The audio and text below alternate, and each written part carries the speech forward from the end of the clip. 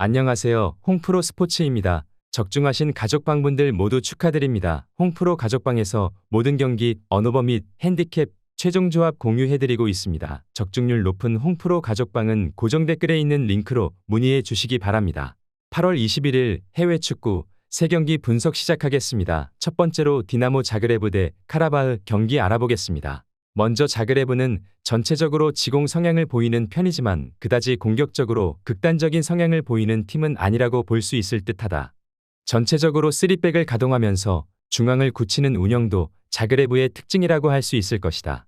물론 지난 시즌에는 경기 지배력에 비해서는 자그레브의 성향 자체가 유럽 대항전에서의 화력이 특출난 모습은 아니었지만 페트코비치가 생각 외로 공을 잡는 상황에서의 결정력은 상당히 괜찮은 능력을 보여주기도 했던 편이었다. 현재는 양 측면에 호자와 스피키치의 조합으로 드리블 능력을 활용해 카라바흐의 수비 라인을 공략하는 것으로 나오게 될 수 있다. 이어서 카라바흐는 기본적으로 원정에서의 흐름 자체를 수비적으로 가져가게 될 가능성은 높아 보이는 것이 사실이다. 이는 카라바흐가 상당히 홈에서 강점을 크게 보이는 성향이기 때문인데 카라바흐의 지리적인 이슈가 원정을 가는 상황에서는 미리 상대팀의 힘을 빼놓는 것으로 유명하다. 결국 카라바흐의 승부수는 2차전 홈에서 보여줄 가능성이 높아 보이는 상태다. 지더라도 카라바흐가 한 골 차 정도의 승부만 가지고 간다면 카라바흐 입장에서도 만족할 만한 상황이 나오게 될 가능성이 상당히 높다. 외신의 생각에 따라서 배팅을 가져가는 것도 좋아 보이는 상황이다. 일단 카라바흐의 승부수 자체가 후반전에 일어날 가능성이 상당히 높아 보인다. 원정에서의 공격적인 성향보다는 수비적으로 이어지면서 최소한 골 차이가 크지 않은 승부로 몰고 갈 가능성이 높아 보이는데 자그레브의 공격성이 상당히 좋아 보이는 상태이기는 하지만 카라바흐가 매우 수비적으로 이어가면서 저득점 양상으로 일관할 가능성이 높아 보인다. 디나모 자그레브 승리를 추천합니다.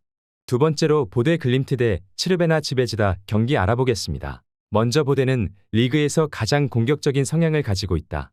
물론 빅찬스나 패스 성공률 등 불안에게 밀리는 스탯이 있기는 하지만 빅찬스를 골로 연결시키는 데는 가장 익숙한 전력이라고 보는 것이 합당할 것으로 보고 있다. 이는 UCL 예선에서도 상당히 자주 드러나는 모양새이기도 하다. 전체적으로 교체 카드를 공격 쪽에 투자하는 빈도가 상당히 높은 편이다.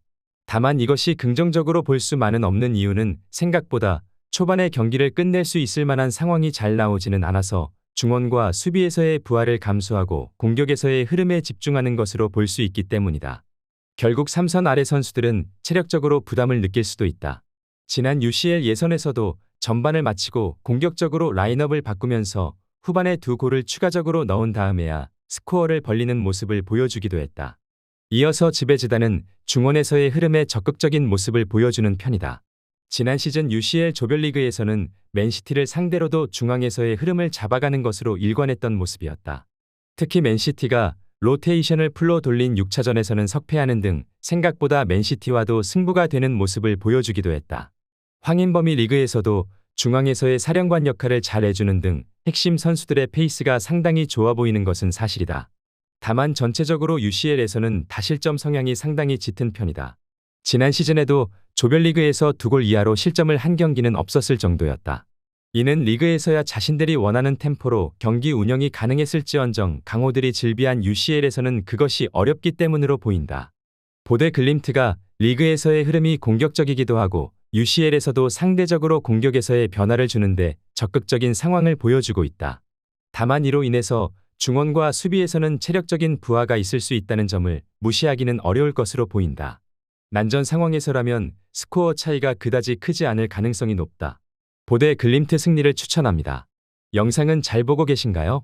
핸디, 언오버 및 최종 조합 공유받아 보실 수 있는 가족방 입장 방법 알려드리겠습니다. 첫 번째로 영상 하단에 댓글을 클릭해 주세요. 두 번째로 댓글에 링크를 클릭해 주세요. 마지막으로 채팅 참여하기 후 메시지 주시고 답장 기다려 주시면 됩니다. 나가기 하시면 가족방 입장 시켜드릴 수 없습니다. 언제든 편하게 문의 주시기 바랍니다.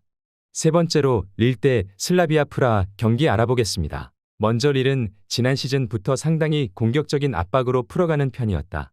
이 때문에 전체적으로 강호들과의 매치에선 다실점 성향이 나오기도 했지만 이 압박이 전방에서 펼쳐지면 상대의 전기를 막아세우는 것으로 이어지는 긍정적인 효과로 이어졌던 것이 사실이다. 특히 지난 경기에서는 이 매치를 위해서 아껴놓았던 데이비드 같은 선수들도 나오게 될 가능성이 높다.